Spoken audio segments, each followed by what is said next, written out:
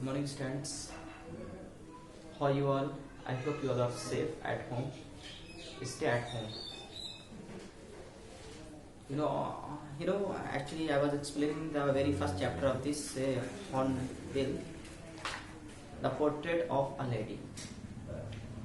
And let me remind you how much I have taught you in the previous classes. Actually, when the writer came from abroad, her grandmother went to fetch him from the station, and she came back home with him. She arranged a party in the evening. She gathered the women at home and started singing just for the arrival of Khushwant Singh from abroad. She started singing and dancing, and all these things happened when Khushwant Singh came back home after a long duration, after 5 years. Today I am going to finish this chapter. I hope I will finish this chapter today. Then I will send PDF of this chapter.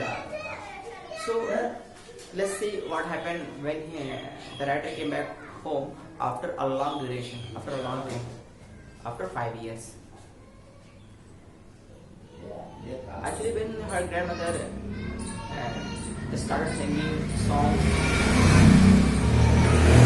the next morning she became ill because she took a lot of stress upon her. That's why she became ill. So the next morning she was taken ill, as written here. The next morning she was taken ill. It was a mild fever, and the doctor told us that it will go. Next morning वो बीमार पड़ गई, and doctor came home and said, it's a mild fever, it will go as a passage of time. But it did not go. It was a serious problem. But my grandmother thought differently. She told us that her end was near. She was thinking of her going from this earth, from this land. She was thinking differently as the end of hers came near. She is going to die. She is going to die. That's why she is thinking differently of her own. She said that since only a few hours before the close of the last chapter of her life, she had permitted to pray. She was explaining that this is the last hour of her duration, of her period of her life, and nobody come close to me, let me involved in prayer. मतलब से वो God का pray करना चाहती थी अपने we hours में, अपने लास्ट आवर्स में. वो नहीं चाहती थी कोई से करीब आए, कोई से डिस्टर्ब करे. वो गॉड के डिवोशन में अपने आप को इन्वॉल्व करना चाहती थी. इसीलिए उसने मना कर दिया कि प्लीज आप लोग मेरे करीब मत आइए, मैं जो कर रही हूँ प्लीज मुझे करने दीजिए. Let me do what I am doing. She was saying prayer at that time when she was going to die. She was not going to waste any more time talking to us. She was not going to waste any more time talking to us. वो अपना समय बर्बाद नहीं करना चाह रही थी बात करके. That's why वो इग्नोर कर रही थी, मना कर रही थी. Don't come close to me. Let me say prayers. We protested, हमने protest किया, but it was all in vain. It was useless protesting her because she was not convincing. But she ignored our protest. हमारे protest को ignore कर दिया. She lay peacefully in bed praying and telling her prayers. She was laying on bed and telling and praying of God. Even before we could suspect, हम कुछ guess कर पाते, अनुमान लगा पाते. इससे पहले क्या कोई गेस कर पाते, अनुमान लगा पाते कि what is going to happen to my grandmother. Her lips stopped moving and the rosary fell from her lifeless finger. उसके दादी माँ के लिप्स जो है मूव करना बंद हो गए,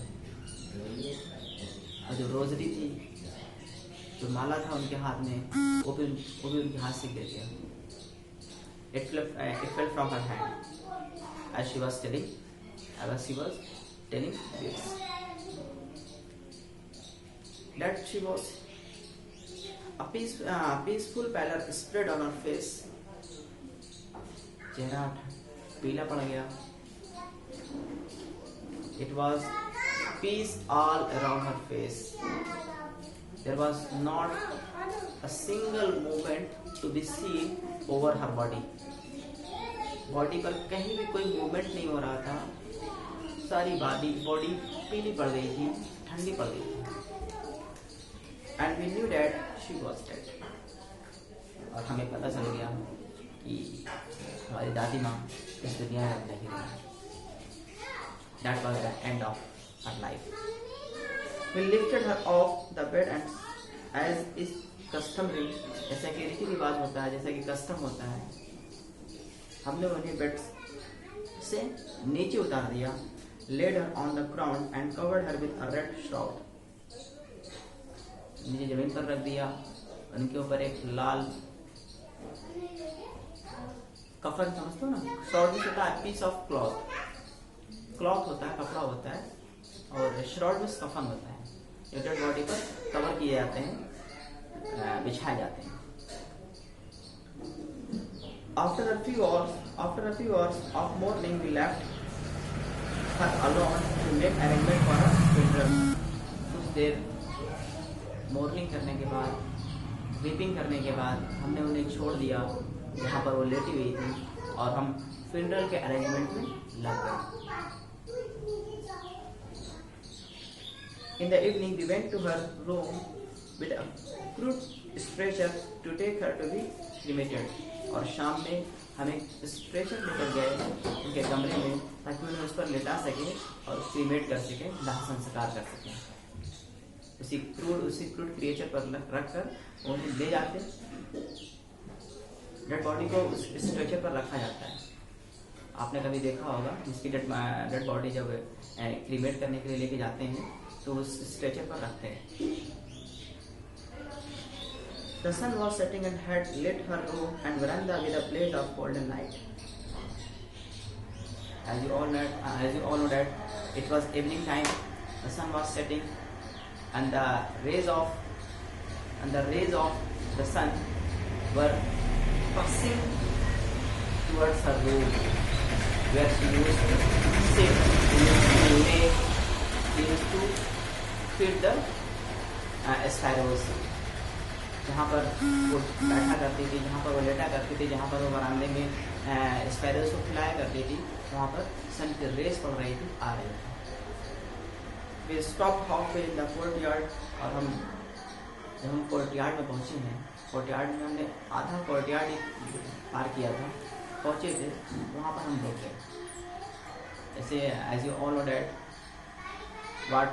what she was doing there, she used to feed the sparrows who came to, वो स्पैरोज को वहाँ पर खिलाया करती थी। उसी कोर्टयार्ड में स्पैरोज को उसकी दादी माँ खिलाया करती थी, फीड करती थी। और जब वो खुशवंत सिंह राइटर जब वहाँ पहुँचते हैं कोर्टयार्ड में, तो एक मेमोरी, एक याद ताज़ा हो जाती है। That's why he stopped the halfway of the courtyard. All over the veranda and in the room, right up to where she lay dead and still wrapped in the red shroud, thousands of sparrows sat scattered on the floor. इस stretcher को जब वो आधी दूरी जब उन्होंने वरांदा की तय की थी, स्ट्रेचर को जब अपने हाथों में लिए हुए थे, इसलिए क्यों लिए थे? एक्चुअली वो अपनी दादी माँ को उस स्ट्रेचर में रखकर क्रीमेट करने के लिए ले जाते। जब वो आधी दूरी पर जब वो पहुंचे हैं, उन्होंने क्या देखा? Thousands of sparrows sat on the courtyard में बैठी हुई थी, and watching the grandmother as she was lay still. She was lay dead.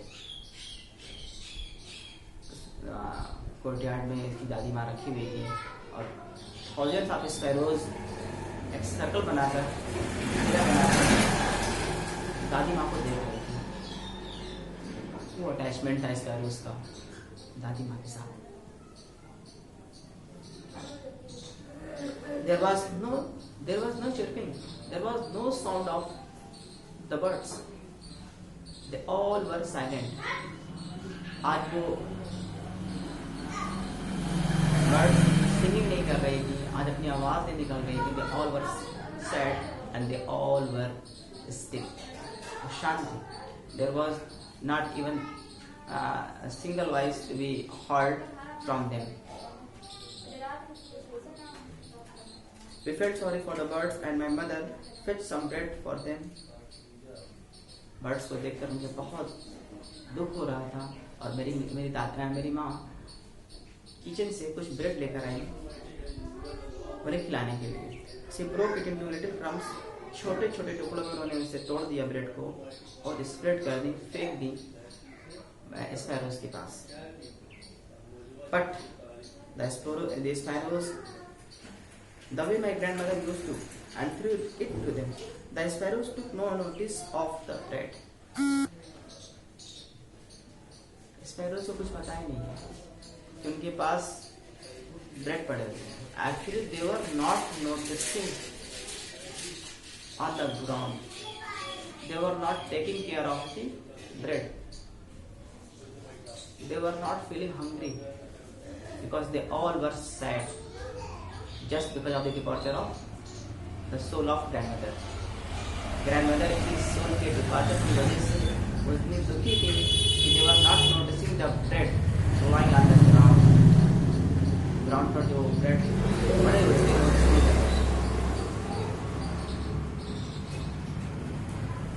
when we carried my grandmother's corpse off, और जब हम अपनी दादी माँ के डेड बॉडी को लेकर चलने लगे, they flew away quietly. They flew away making no sound. बिना किसी आवाज के शांति पूर्वक वो आसमान में उड़ गए. Next morning the sweeper swept the breadcrumbs into the dustbin. और अगले दिन जब स्वीपर हमारे घर पर आया तो जब उसने ग्राउंड पर पीसेस ऑफ ब्रेड को देखा तो उसने उसे स्वीप करना शुरू कर दिया और स्वीप करके उसने डस्टबिन में उसको डाल दिया. मीन टू से स्पैरोज ने उस ब्रेड को नहीं खाया जैसा कि वो दादी माँ के हाथों से खाया करती थी. And this is the end of the chapter the portrait of a lady. Today evening I sent the PDF of this chapter, the summary and the question answers and all these things.